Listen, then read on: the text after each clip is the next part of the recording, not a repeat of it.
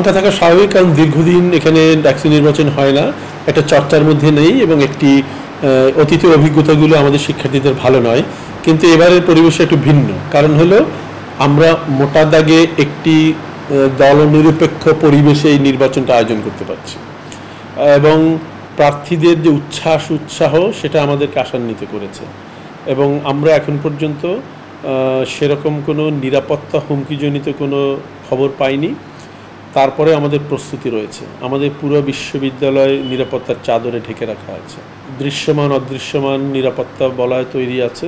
আগামীকাল আপনারা জানেন রাত 8টা থেকে পুরো ক্যাম্পাসের 8টি প্রবেশদ্বার সিল হয়ে যাবে, অনুমোদিত ব্যক্তি ছাড়া কেউ প্রবেশ করতে পারবে না এবং আমাদের সহকারী প্রক্টরবৃন্দের নেতৃত্বে 19টা টিম কাজ করবে।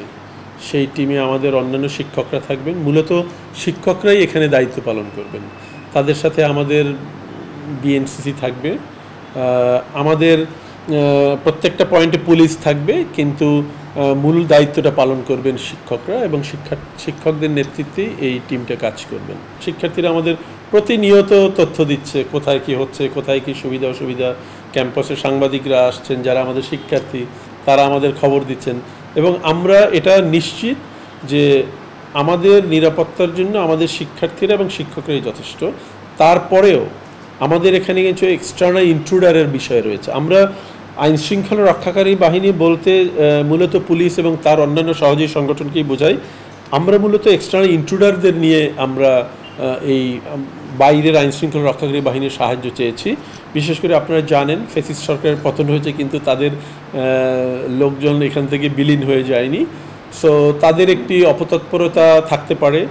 এখানে আমাদের অনেক শিক্ষার্থী যারা ভোটার, তারা একটি নির্দিষ্ট ছাত্র সংগঠনের সদস্য ছিলেন, তারা ভোটার, তারা ভোট দিতে আসবেন বা আসতে পারেন।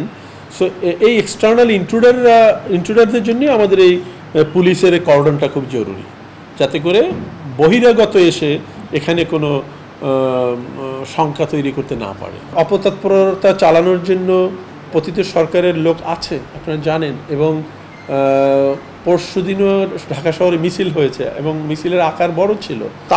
তাদের পক্ষই কেউ এখানে কোনো বিশৃঙ্খলা তৈরি করতে না পারে কিংবা নির্বাচনে ব্যাঘাত ঘটাতে না পারে, এটা আমাদের মূল ইস্যু থাকবে। আইন শৃঙ্খলা রক্ষাকারী বাহিনীর সাহায্য নেওয়ার ক্ষেত্রে পুলিশ আমাদের 8টা চেকপোস্টে থাকবে এবং প্রতি 8টা কেন্দ্রের বাইরে পুলিশ থাকবে, কেন্দ্রের ভেতরে কোনো পুলিশ থাকবে না।